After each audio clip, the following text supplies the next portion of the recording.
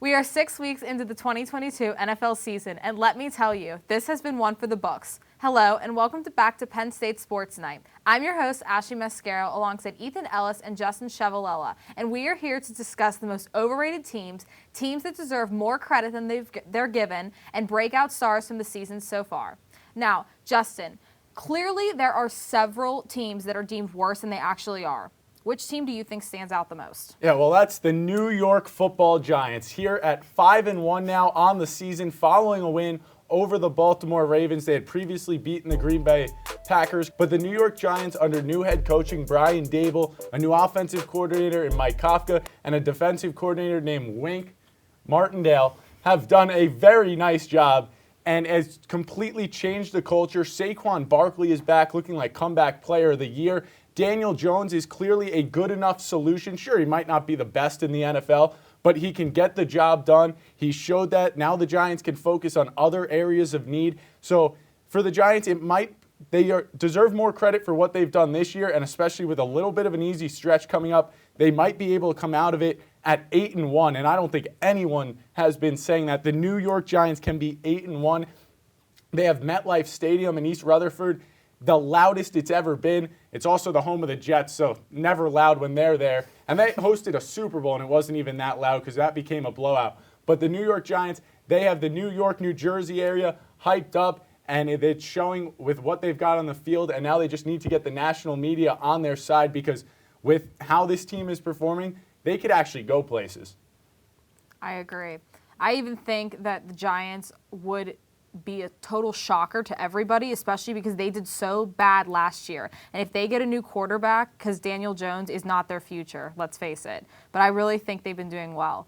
And even the Atlanta Falcons, I truly think that they are going to be the breakout team this year. They're so underrated, and everyone's just like, oh, like the Falcons, cool. But they have Cordero Patterson in a running back. They've got Marcus Mariota back at quarterback, and he may not be the greatest of all time, but he's doing well, and he's getting the job done. They're doing well without Russell Gage, and even Kyle Pitts isn't playing up to his top level. But their defense is going strong. They've beaten several teams by blowouts. They beat the 49ers 28-14, I think, last week. It was a blowout. So I don't see any reason why they could not be a serious NFC contender. Yeah, and one team I'm looking at is a team from the AFC, actually, and that's the Indianapolis Colts. Now, I'm not going to lie, they had a rough start to the season. They got blown out in Jacksonville. They tied with the Texans, but this team's really starting to turn it around, and they are down their starting and second-string running back in Jonathan Taylor and Nyheim Hines, but this team has potential, and Matt Ryan, he really showed that this weekend, throwing for 389 yards and 3 touchdowns. I think this team could bring it back their season. They're 3-2-1 right now, and they have the momentum of being the Chiefs, so I really could see this team coming back and maybe making a run for the AFC title. Yeah, I totally agree. I mean, I think they could absolutely come back. And, there's always teams, too, that everyone's like, oh, they're so good, but really, they aren't that good. Ethan, start with you this time. Who do you think is an overrated team? Yeah, I'm looking at the Green Bay Packers right now, and honestly, I think the biggest issue for this team is Aaron Rodgers not being able to adjust to losing Davante Adams. Over the offseason, we knew this would be an issue for the Packers offense, but I don't think anyone saw it being this big of an issue. He's struggling to connect with his rookie wide receivers, and while he does have Randall Cobb, the veteran, he still isn't able to connect like he used to. This isn't the Aaron Rodgers we've seen the past 2 seasons, and this isn't the Green Bay Packers we've seen for the past couple of seasons. So the Packers definitely need to regroup right now, and they could be heading for a rebuild. That might be a little bit of an overreaction, but this definitely isn't a Packers team that we've seen in the past, and I think this season's going to wind up being a bust for them. Agree. I'm going to follow right along because I think the Baltimore Ravens are in the same exact boat. I think Lamar Jackson cannot adjust to losing Marquise Brown, even though he's hurt now. He needs him. He does not have another strong wide receiver, and all of his other wide receivers are out. The defense is lacking. Their run game is lacking. Their wide receiver tight end group is lacking. They just, except for Justin Tucker, they do not have any potential anymore. Yeah, both teams that you guys brought up, I mean, there's one continuity in their schedule so far, and it's that Giants team that I just mentioned that's taken a giant leap forward. But one that's actually fallen down is the Los Angeles Rams, who are coming off a Super Bowl. You could call it a little bit of a Super Bowl hangover, and the Rams need to ramp it up right now. Their offense just can't do anything, and their main reason, that offensive line. You look, Andrew Whitworth, a veteran presence on that team, he left in the offseason, went into retirement, but that offensive line has been decimated from injuries, and you see right there, Matthew Stafford has been pressured and ended up on the ground more times than not this year, and then their running game can't get anything because there's no holes in that on the offensive line. They're not creating any holes, and now Cam Akers looks like he wants out of Los Angeles. So right now, the Super Bowl champions, they're in shambles.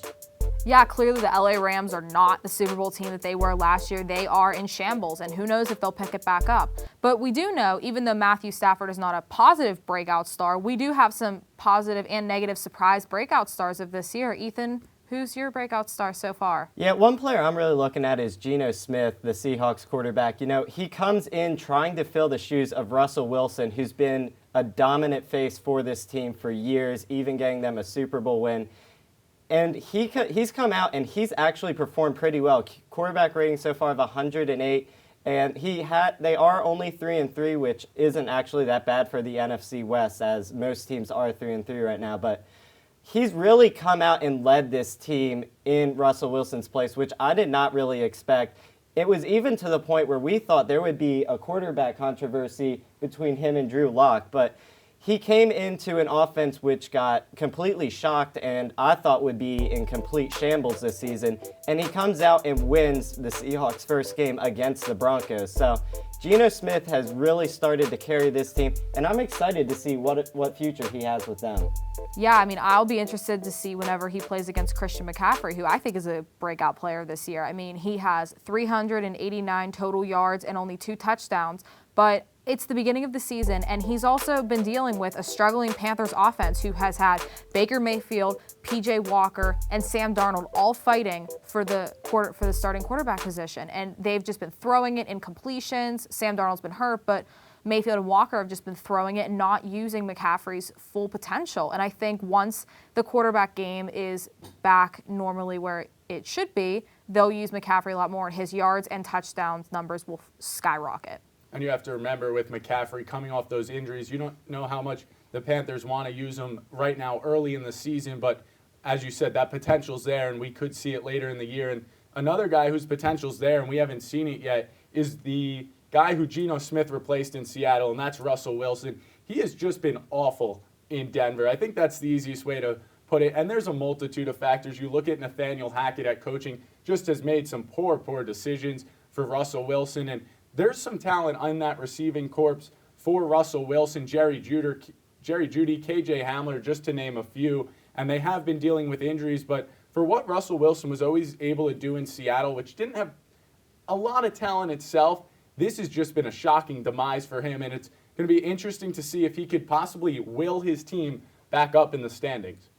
I agree. And I think what this Broncos team got for Russell Wilson, it's not paying off right now. I mean, they traded an average Drew Lock for this supposedly could be future Hall of Famer Russell Wilson, and they are not getting a future Hall of Famer. So hopefully things turn around for him.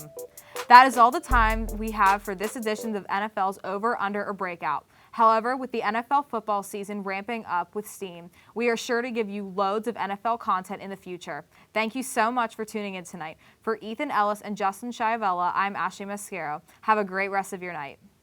Hey everybody, thank you for tuning into this edition of Penn State Sports Night. We hope you liked that segment. And we're sure there's other Penn State Sports Night segments that you are going to love as well. Be sure to subscribe to our YouTube channel for more content. And check us out on social media for updates and behind the scenes clips and pics. Follow us on Twitter at PSSN TV and on Instagram at PSU Sports Night to keep up with all the action. For all of us here at the Belisari Media Center, we are Penn State Sports Night.